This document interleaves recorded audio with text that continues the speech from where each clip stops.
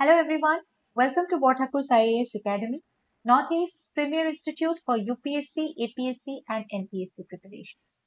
I'm your friend Atril and today I'm here with another segment of Current Affairs 365 dated 3rd of November 2021.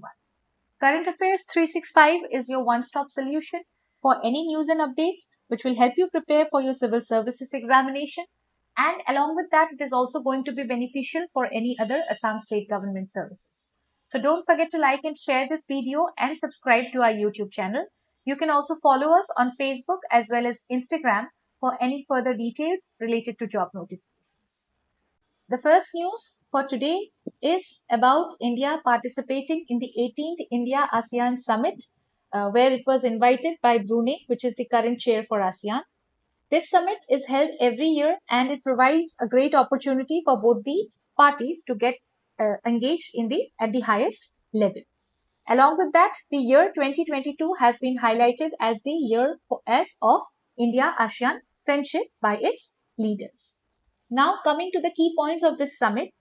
Here in this summit, the centrality of ASEAN in India's Act East policy and India's vision for widening the Indo-Pacific visions has been highlighted.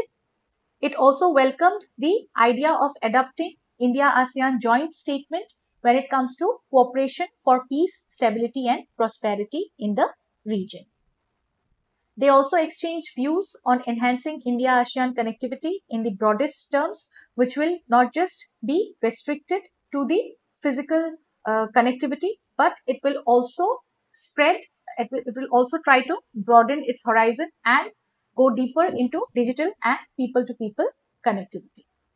India, along with that, announced its support for establishing the Cultural Heritage List, which will further strengthen the ties related to cultural activities. Then the importance of diversification and resilience of supply chains for post-COVID economic recovery was highlighted, and also the need to revamp the India-ASEAN Free Trade Agreement was underlined.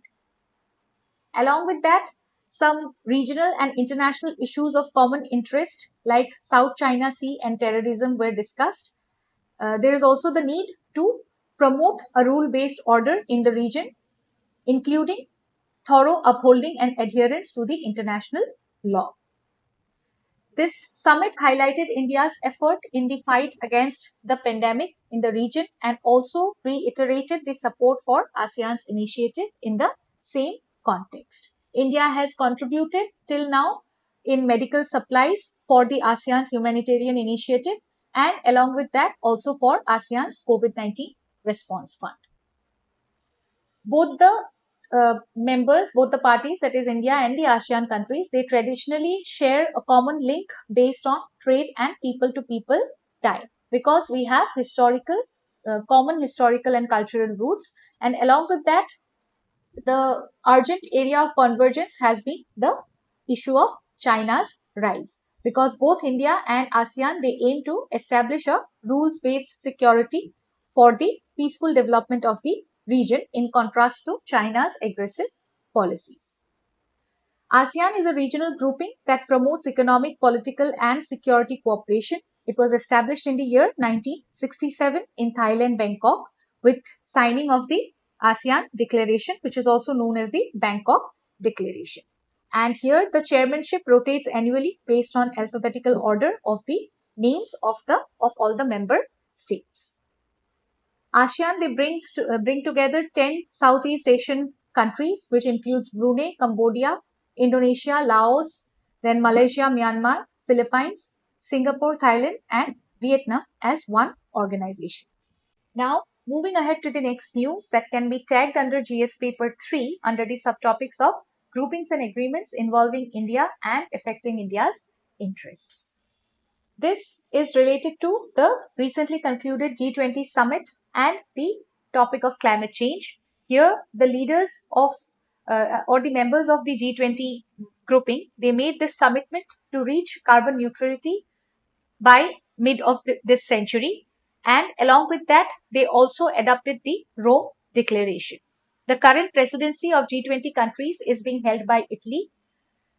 Related to G20, earlier the G20 Climate Risk Atlas was released that provided important information and data related to future changes of climate across the G20 countries. Coming to the highlights of the declaration, first they discussed the roadmap for the Conference of Parties 26, where the leaders of world's biggest economies, they urged everybody to tackle the global climate change crisis, and this is a very significant step in context of the upcoming UN climate conference in Glasgow, Scotland. Then there was this discussion regarding the need to restrict aid to coal-based plants. It included a pledge to halt the financing of overseas coal-fired power generations by the end of 2021. Next point that was discussed was related to the public-private partnerships model of finance mobilization. This is the only way to achieve trillions of dollars when it comes to annual investment that is needed for the transition towards a clean and sustainable energy source. This will be helpful in mitigating the current global warming problem. Coming to India's stand in this declaration, India addressed the vaccine inequality and also underlined the need to uh, address it worldwide. India is ready to produce over 5 billion vaccine doses by the end of 2022 and has also emphasized on vaccine research, manufacturing as well as innovation. India highlighted the vision of One Earth, One Health, which is a need, which is considered to be the need of the hour, so that we as a unit, as a single unit, can fight against this global pandemic.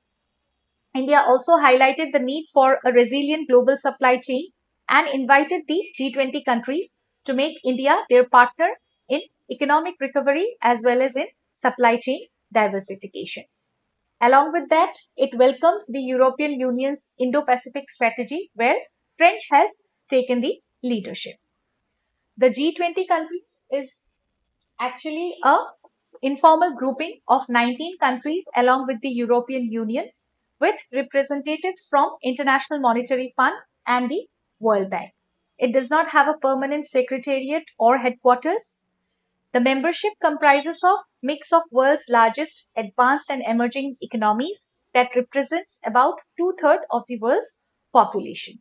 Along with that, they also account for 85% of the global gross domestic product. The next news is about launching various initiatives under the Ek Bharat Shresth Bharat scheme, and this is about Bhasha Sangam initiative, mainly about the Bhasha Sangam initiative among others. This initiative was launched on the Rashtriya Ekta Divas, that is 31st of October, which is celebrated to mark the birth anniversary of Sardar Vallabhbhai Patel. And it is celebrated as the National Unity Day. Sardar Vallabhbhai Patel was born on 31st of October 1875 in Nadiyar, Gujarat. He was the first Home Minister and Deputy Prime Minister of our country. He also headed various committees of the Constituent Assembly, which included Advisory Committee on Fundamental Rights, Provincial Constitution Committee, and Committee on the Minorities and Tribal, along with excluded areas.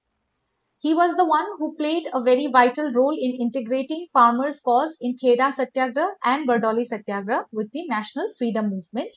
And because of that, the women of Bardoli, they gave him the title of Sardar, which means chief or a leader. He is also popularly known as the Iron Man of India, for playing a significant role when it comes to unification and integration of all the princely states of our country. He tried to bring them into Indian Federation and also convinced the states to align with Indian Union. He requested the people of our country to live together by uniting, Ek Bharat, and also worked towards creation of Shresth Bharat, that is foremost Bharat. This ideology is still reflected in the Atmanirbhar Bharat initiative, which aims at making India self-reliant. He is also remembered as the patron saint of India's civil servants, as he established the modern All India Services system. And in 2018, in his honor, the government unveiled the Statue of Unity. Now coming back to the Ek Bharat Shresth Bharat initiative, this was announced. This initiative was announced by Prime Minister in 2015 on the occasion of 140th birth anniversary of Sardar Vallabhbhai Patel. Bhasha Sangam is an initiative of the Ministry of Education under Ek Bharat Shreshtha Bharat to teach basic sentences of every language, the 22 Indian languages under the 8th schedule. It is developed by NCERT, and here the basic idea is to make people learn the basic conversational skills in Indian languages other than their mother tongue. This will also be available on Diksha e-Pathshala through 22 booklets. And other initiatives related to the same includes Bhasha Sangam mobile app, then Ek Bharat Shreshtha Bharat quiz app, etc. Every state and union territory of our country, they will be paired with another state for a time period during which there will be many activities. They will conduct many activities through which there will be sharing of knowledge related to language, literature, festivals, tourism, cultural events, etc. The next news is regarding World Bank sanctioning a loan worth rupees 40 million US dollars for Meghalaya Health System Strengthening Project. This project is going to invest in infection prevention and control and will work for a more resilient response when it comes to any future outbreaks, pandemics, and any such health emergencies. It will also invest in improving the overall ecosystem for biomedical waste management. Both solid and liquid wastes will be included. This will also include segregation, disinfection, and collection while safeguarding the environment, and will improve the quality of health services and patient safety.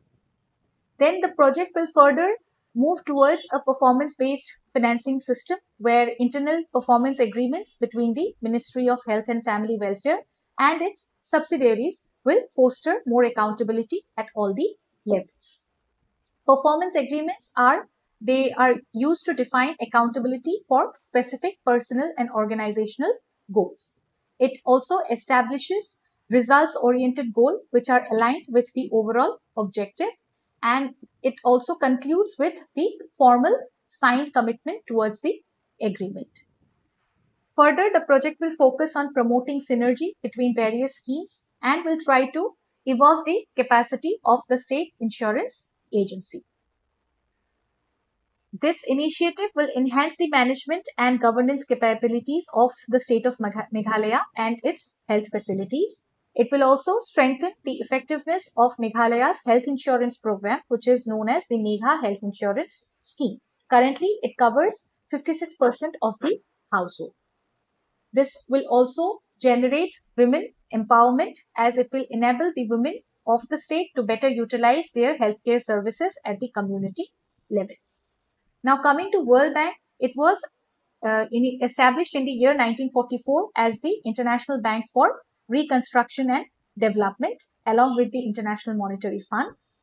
Later on, the International Bank for Reconstruction and Development, it became the World Bank. The World Bank Group is a unique global partnership of 5 institutions that works for sustainable solutions to reduce poverty and to build shared prosperity in the developing countries. India is also a member of the World Bank and currently it has 189 member countries. Some of the major reports which are released by the World Bank includes Ease of Doing Business, Human Capital Index, and the World Development Report. And this was all for today. Thank you so much for watching this video. I hope it will be helpful. Don't forget to like and share this video and subscribe to our YouTube channel. I'll see you all again tomorrow with another segment of Current Affairs 365 only on Borthakur's IAS Academy, Northeast's premier institute for UPSC, APSC and NPSC preparations. Till then, take good care of yourselves and keep learning. Bye-bye. Borthakur IAS Academy. প্ৰস্তুতি আৰু অধ্যয়নৰ নিৰ্ভৰযোগ্য ঠিকনা। Borthakur IAS Academy।